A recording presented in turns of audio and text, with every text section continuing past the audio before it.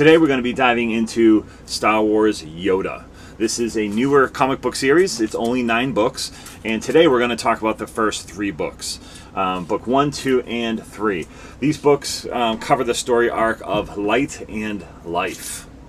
Without further ado, let's get into it. Alright, Book 1 kicks off. The wise Jedi Master Yoda has lived a long life in service to the greater good of the galaxy. After the rise of the Galactic Empire, he now spends his days in the secluded swamp world, Dagobah, awaiting an important visitor and reflecting on his many adventures. And we all know who that important visitor is. Yes, Luke Skywalker. I don't know. I feel like... Be like what? Like we're being watched. Oh, wait, put your weapon. I mean you no harm. That's right. About when we see Luke Skywalker meet Yoda. These stories are taking place right before these two meet, between A New Hope and The Empire Strikes Back. Yoda is in his 890s or so. So here we are on Dagobah. Yoda. So we see that he's talking with somebody who I believe this is a Force voice. Someone's dead and they're speaking to him through the Force. I think it's Kenobi personally, because Kenobi is the one who goes to Luke when he's on Hoth and tells him to go seek Yoda on Dagobah. Luke, you will go to the Dagobah system. Dagobah system. There you will learn from Yoda. So I think this is Kenobi, but we don't find that out. Kenobi and Yoda are going back and forth. They're kind of witty, being funny about things. And Kenobi asks him if he remembers about patience. And asks him, do you remember? And we're then immediately brought to a different planet a long time ago. We're in the Outer Rim and on a planet called Turek, or Turak. This is probably about 232 BBY. So this is 232 years before A New Hope. This is the High Republic timeline. And here, we're going to meet some fun new characters who are all purple, and they're rather cute, and they kind of have fun, kind of very basic village-type species. And this is a brand new species for Star Wars. The species is called the Scalvi. And again, this is brand new. This is the first time we've seen this species. So they're kind of sitting here having a little fun when all of a sudden, Eroon, there is an emergency. There's a siren going off. And we immediately get to meet our second species of the day. And that is going to be these big, scary red guys. The Crulkon. I'm assuming that's the species because for the Crulkon, that could be their family name maybe, but probably not. These guys are bigger, they're tougher, that red skin on the white looks a lot more intimidating. They definitely seem to be a warring race. And they're certainly not friendly to the Scalvi, to the sweet little purple guys over there on land. So they're rushing into raid, and they're coming in here, and they're going to get blasted, and there's going to be fighting, and of course retreating of the Scalvi because they're just not equipped to fight. We have this one main character here on the Scalvi side named Bree. He is running back to that machine he was working on earlier, and he flicks on his radio and calls for help. We need your help. Please, we're under attack. You may recognize that planet here. And that planet, of course, is Coruscant. And so the Jedi Council receive this plea, and they talk about it. They kind of waste time, in my opinion. I'm trying to figure out, we can't respond to everything. Again, this is back in the High Republic. The Jedi were a lot more involved then, less political. They were more hands-on with the people and planets across the whole galaxy. So thankfully, our boy Yoda steps in and says, I will go, decided it is. And there's some concern with him leaving because he is the Grand Master. He is the leader of everything. His place is here. And of course, Yoda disagrees. Back on Turek, the Scalvi are still getting whomped. This is 3 days in a row of this raid that things are blowing up, and all of a sudden we see a couple of our Scalvi friends here about to get attacked. She's stepped up to protect them from this large beast with the axe, and as the beast starts to swing, his axe goes flying out of his hand and into the hand of a familiar three-fingered green guy. And we, of course, all know who that is. Yoda. Turn the tide has. Yoda claims victory before he's even really assessed the entire battle here. Kind of the hubris of the Jedi, as we all know, is spread throughout the entire Star Wars universe. The Jedi think they are unstoppable, but in this case, they are. So the Crulkon know he's a Jedi, but that doesn't slow them down, and they just start blasting. And Yoda sits back and blocks every single one of their blasts quite easily, effortlessly, jumping around, blocking, swinging, taking them out, cutting their guns in half. Even he's sitting here kind of asking the Scalvi to hold that battle axe. He's not even looking, and he's blocking all the blasts, right? So very typical Jedi. And then he starts using the Force and starts throwing things and taking guns and all of that. So very typical Jedi battle here. There's one large blast from a large cannon, and Yoda goes flying back, loses his saber. The Scalvi is very scared and concerned, but of course, Yoda's okay. No, I'm fine. This Force has spared me. So Yoda, as he works again on his feet, we see this large machine, right? This large mechanical tool that's bent on utter destruction. And Yoda, of course, gets to his feet and it makes short work of that machine, flying all around it like we've always seen Yoda do, cutting it up into all these little pieces. And the rider of that machine falls down, and that Scalvi comes over with the axe, swings it, goes to take off the murdering foe's head, but Yoda stops him. Yoda uses the Force to stop the axe, knowing that murder on his hand, blood on his hands, is far worse for this young Scalvi. And Yoda spares his life, telling him just to go. Yoda has shown up, has proven that the Jedi are powerful, and all the Crulkon are running in retreat. They're running away in panic. Yoda stands proud at the edge of the warfare and says, "Protected this island is, our island, our home." And that even took the Crulkon off guard. "Your home? You don't live here, Jedi. You do not belong here." "Maybe I didn't, but I do now." And Yoda has committed to stay with the Scalvi to help protect them and help them grow. A message is sent back to Coruscant, letting the council know that he will be there indefinitely. Yoda points out that as long as it takes, he will stay there. Back on Turok, we see that Yoda is settling in nicely. He's watching and learning about their culture, and he ends up learning more about their music. And it finally gets around to introducing himself as Yoda, and here's Bree again. And the book ends with Yoda kind of just settling in here. But wait, there is one more. The Crulkon is offshore watching all of this, making a threat that tomorrow you will burn. You and your home. You and your new home. And that's how we end Book 1. To be continued. Let's jump into Book 2. Book 2 kicks off in outer space at the wheel of Besh Gorgon. And Master Yoda has come back to visit with some of the Jedi Council and just kind of give them a status update. He's been away for a little bit, and he pulls out his little musical instruments that he's been learning. The other Jedi Council members here aren't impressed by his ability to play, as he's definitely still learning to play. But he says he will be returning and does return. Back on Turok, they're excited to see that Yoda is back. He was gone for a few days, and there has not been an attack, which is great. But they have this watchtower built, so they're now able to see the watch, see out into the ocean when the Crulkon are going to be coming in.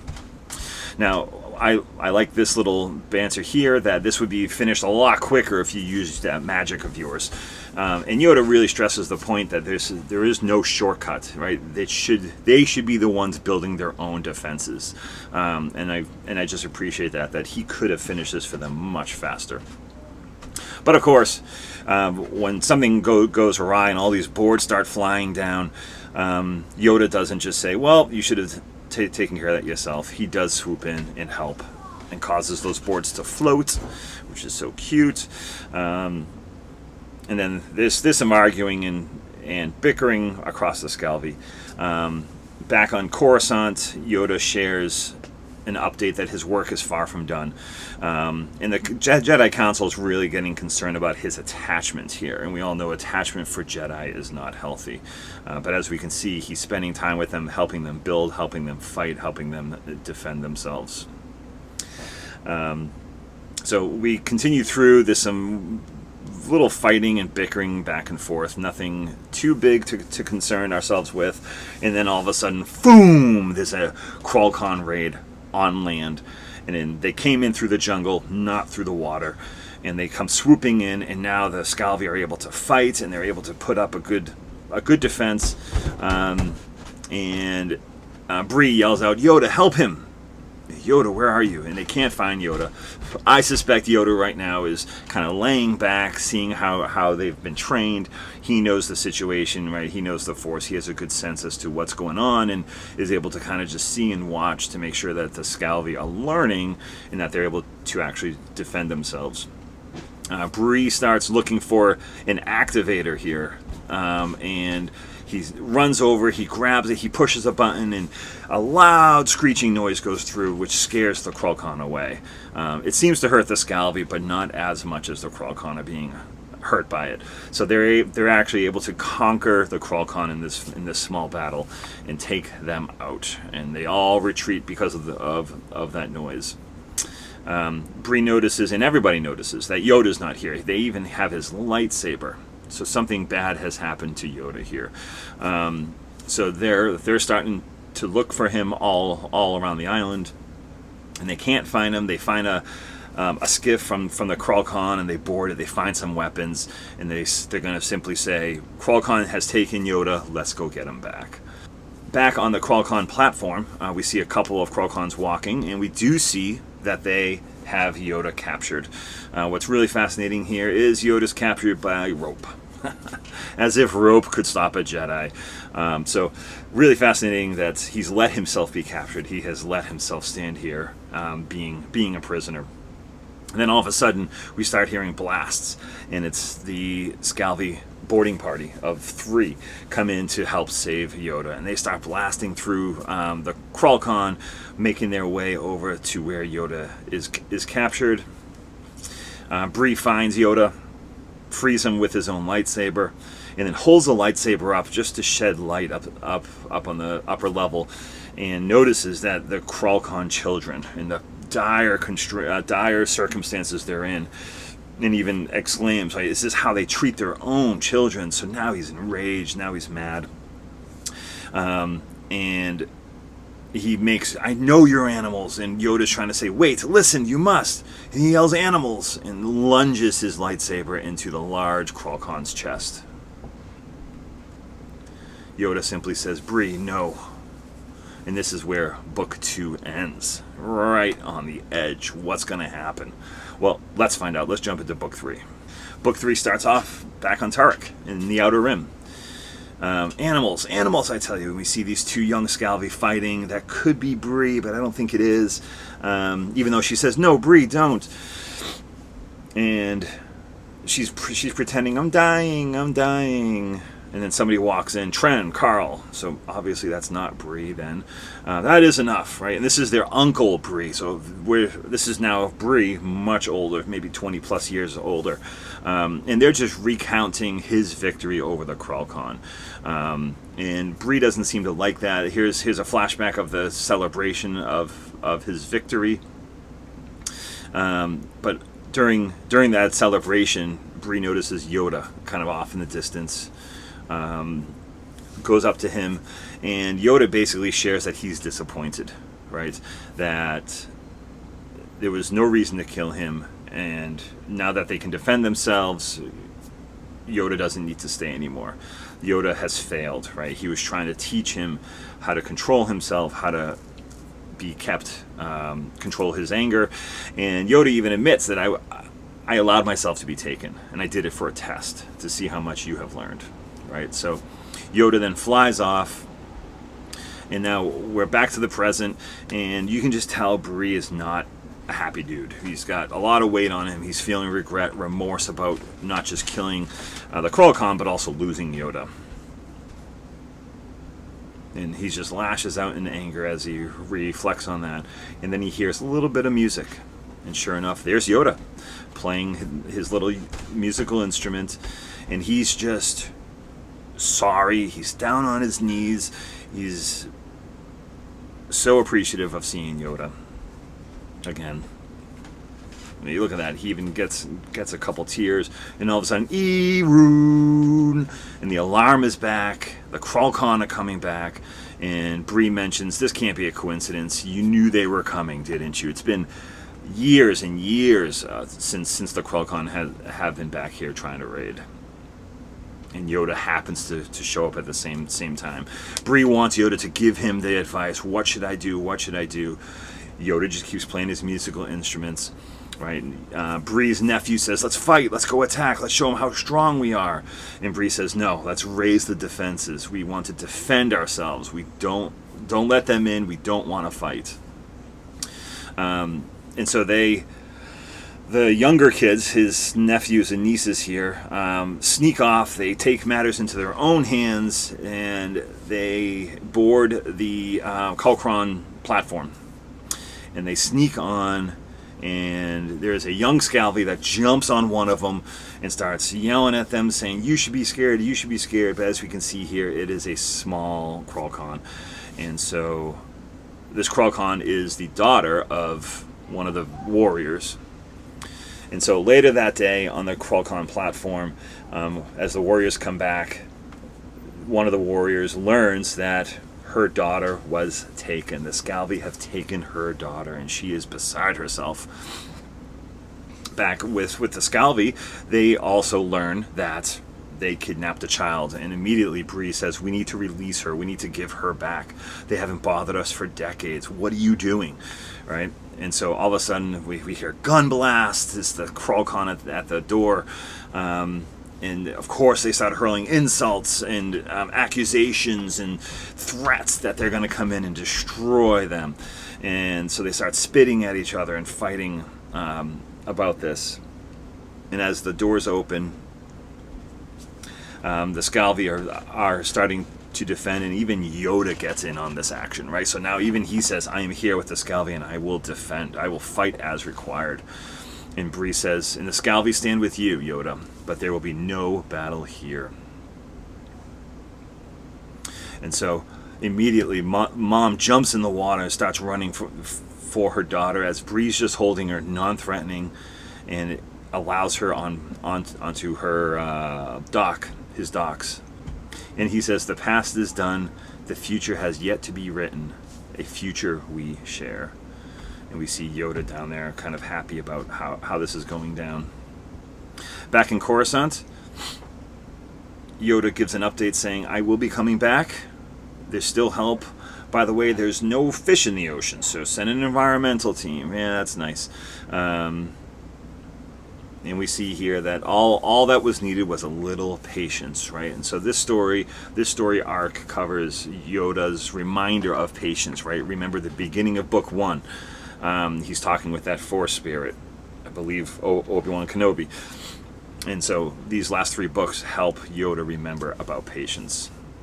And so the book wraps up, and the story arc here of Life and Life wraps up as Crulkon and Scalvi are celebrating. We see Yoda leaving, and the phrase, all we need is patience. Patience and trust. And we kind of see this blur page of his memory as he's in his mud hut playing with that instrument here. To be continued. This has been a great series so far. These first 3 books help us fill in some of Yoda's story outside of what we know about him from the movies. They also give us a small glimpse into the High Republic during that time period. I do love seeing that all Jedi, even way back then in the High Republic and modern Star Wars, that everyone has a huge high respect for Yoda. Nobody really downplays him or says he's off or anything like that. It's great. Yoda is reminding himself of the lessons learned about being patient, right? And if we'll think through Empire Strikes Back, when Yoda is working with Luke, patience is one of those key values that he shares with Luke. Powerful Jedi. Oh, come on. How could you know my father? You don't even know who I am. No, I don't even know what I'm doing here. We're wasting our time. I cannot teach him. The boy has no patience. You will learn patience.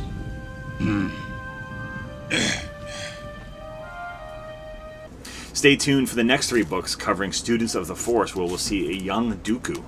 May the Force be with you.